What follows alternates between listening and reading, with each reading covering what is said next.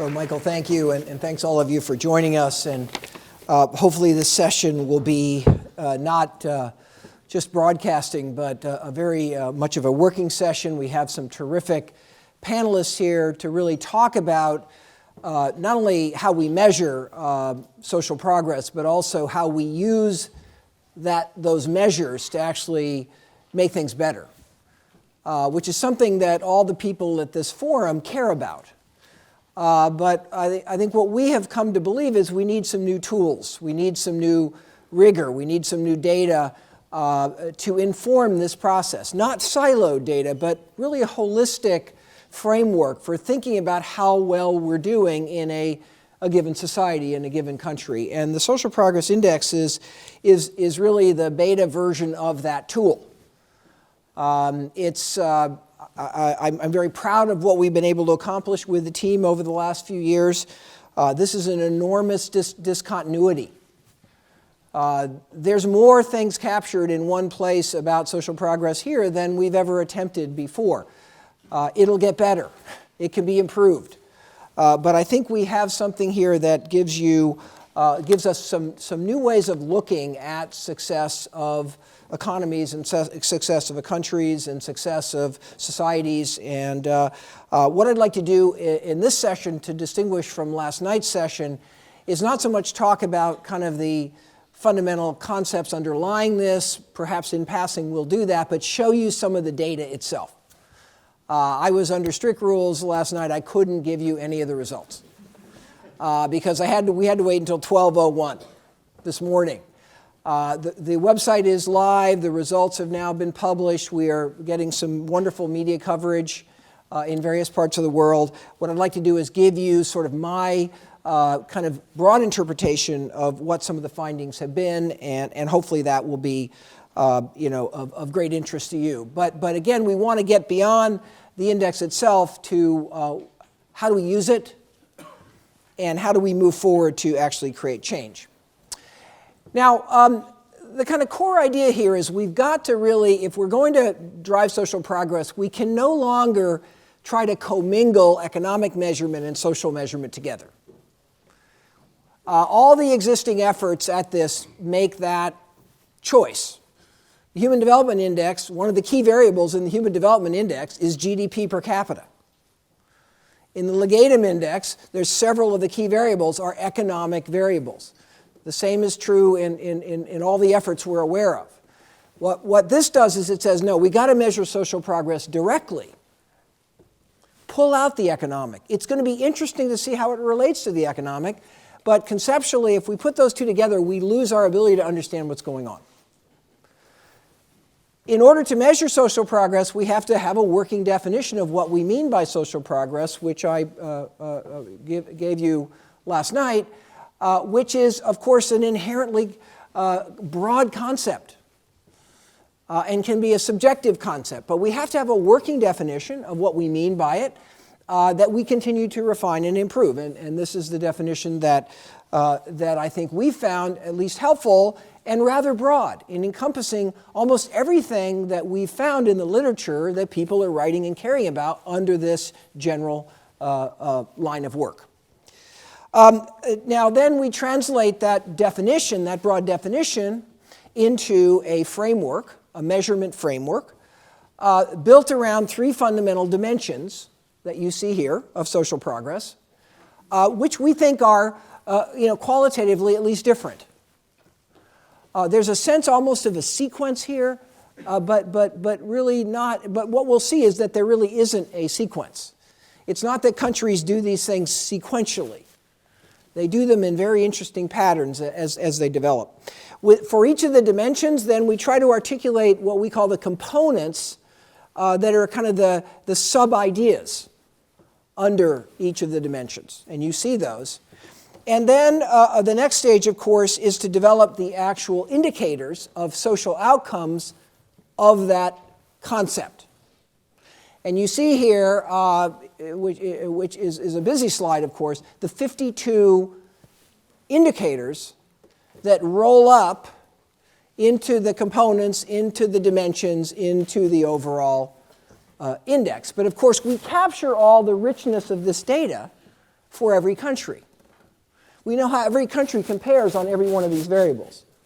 So although we roll up to a single index, we can then explode that out and look at the strengths and weaknesses, the interesting areas where there seems to be strength, the interesting areas where there seems to be issues, and I'll show you some of that in a minute. The weighting system is a little bit complicated and a little bit statistical, so I don't want to show you, talk too much about that in the limited time here. But ultimately, when we get to the three major dimensions, we are weighting equally. We have no basis now on which we would weight in any different way, but equally.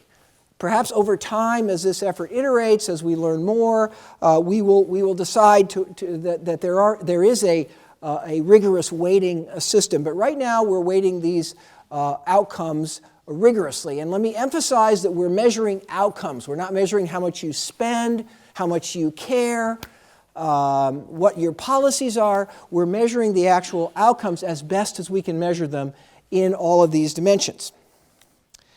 Now here is the ranking in the initial set of 50 countries. Last night, as I said, we tried to capture most of the important countries. I don't want anybody here to think that their country isn't important. What I meant there was large countries, so I should have said that more precisely. Our goal is to measure every country as soon as we can get appropriate data to allow us to do that in a meaningful way. And one of the things we're going to be doing is building out the data over time. So this ranking, I think, is, there's nothing kind of shocking about Sweden being on top. There's quite an energy in the UK today about UK being number 2. So we're happy we pleased at least one government. There's nothing terribly shocking about Ethiopia and Nigeria and Uganda being on the bottom. So at one level, this seems sort of sensible. But what's really interesting here is not the 1 through 50. That is interesting. It's really thinking about, first of all, the components of why a given country is where it is, and then ultimately starting to compare the rankings and the dimensions of rankings on this index versus more traditional economic success. So let's talk about that. Now, if we take Costa Rica, let me just point out, Costa Rica on this index is 12th of the 50 countries, but it's 23rd on income. Okay, here's a country that's generating much more social progress than you would expect if you thought it was driven totally by income. There's a difference between social progress and GDP per capita. If you look at the big three dimensions, Costa Rica's good on basic human needs, but that's not where they're the most unique. Where they're most unique for a country of their income is being able to generate the higher rankings on those other two dimensions. So think of now our insight about Costa Rica. It's grown. We all know that Costa Rica was kind of good and had a strong social, kind of social orientation, but now we can start to see, gee, what's really that all about?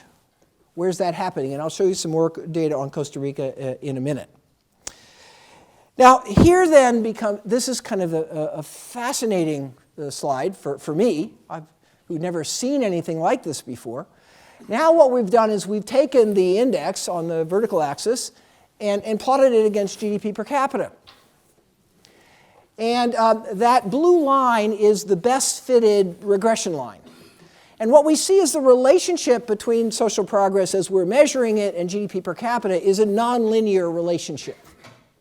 It's a relationship where you have very, very high improvements in social progress associated with the earlier stage of income growth, that steep side on the left. But then, as you see, when you get to high income, it kind of goes flat. It kind of goes flat. One of the reasons it goes flat is the odd data point of United Arab Emirates, which we need to talk about a little bit. Here's a country with very high income that's way below the expectation in terms of social progress. But we also see that even if we didn't have United Arab Emirates, we see a kind of a flattening out. Part of the reason is that high-income countries are actually generating environmental unsustainability. So all of a sudden, when you start measuring the social progress, the environmental sustainability stuff starts going down with high-income countries. So this is the kind of, and other things are happening as well that again, I can't cover in this short amount of time. Look at then some of the key relationships between countries. Look at the difference, for example, between Costa Rica and South Africa. They have roughly the same level of income, or roughly $12,000 PPP adjusted purchasing GDP per capita. But look at the tremendous difference in the social progress. Wow, there's something interesting and important to learn about that. Now that we have a distinct measure, but now we can tear that apart and we can start seeing, well, what's going on there? What's going on? Where's that coming from? And here's some more data about Costa Rica that's quite hard to see, but what you start to see then is what are the components of Costa Rica's success in delivering social progress as we roll it up, and then what are the areas where even though Costa Rica is such a marvelous socially aware, social investment kind of an economy, look at the areas where Costa Rica has some serious problems. So what we find is all countries at whatever level have real issues to deal with. And this starts to highlight and isolate those issues in a way that we haven't been able to do before. We can look at competitiveness, and we have lots of ways of understanding why a country is competitive or not competitive. But in terms of some overarching measure of social progress, we've really never been able to do this, and that's the promise of this approach, and that's the promise of this framework. We see on the lower income, we see a tremendous difference between Ghana and Nigeria. Again, relatively similar levels of income. Again, we can tear that apart and start to see what's going on, what's Nigeria put in place versus what Ghana has put in place, and how can we explain those differences. And of course, we can do that all across the spectrum and see where every country stands. And again, I urge you and encourage you to look at the report. Now, this is an interesting chart it's kind of a painting. What we've got here is all the countries in order of ranking on the left, and then across the top, the first column is GDP per capita. The green means good, the red means bad or low ranked. And then the shades in between. But what you find is on GDP per capita, there's generally a relationship. You can see the greens are on the top and the reds are on the bottom, but you can see there's all these anomalies in between.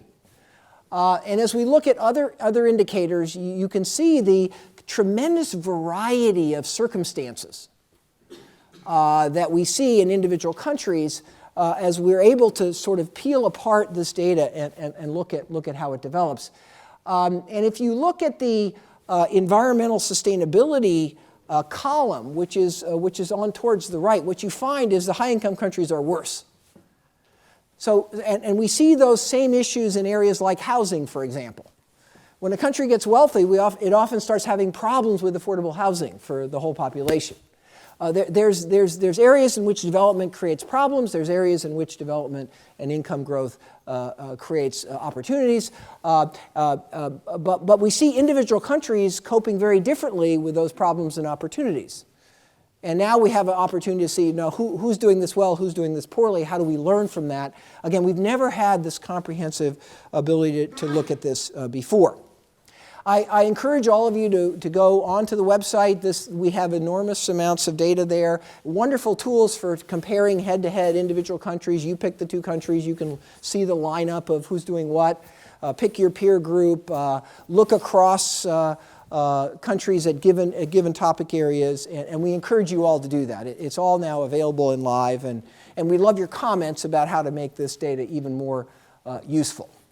But then, of course, the real purpose of all of this is not to draw charts. The purpose of this is to create change on the ground. And there's a whole lot of constituencies and stakeholders that we believe can benefit from this kind of measurement in actually driving that change process. And you'll recognize yourself in one or two or many places on this chart. In order to do that, our aspiration is to create a network that's very much, that's both global and local, but with a heavy local component, because it's really on-the-ground interpretation of the findings for an individual country and what the implications are for that country that we think is probably the most useful process for driving change. So we're in the process of creating such a network. We've already started. These are some of the roles that we see of these local networks that we hope to create around the world in individual countries. And these, I think, will not surprise any of you. What might be interesting for you is just to see the really first and best formed network that really is already up and running. And that's in the country of Paraguay, a very interesting country where there's a bunch of people that are deeply committed to driving more rapid social progress. We've actually have an official government agreement to actually adopt this index as a way of measuring social progress in the country. And a network is already formed, and it's off and running. So I offer Paraguay as an example that it's not a theory. If we can be successful, if we can put these kind of institutions and organizations together with a government that sees this as a tool to really help drive progress, change will happen. And hopefully next year we won't just tell you about the Paraguay network, we'll tell you about what it got done. And we'll learn about how to make this work more effectively. Thank you.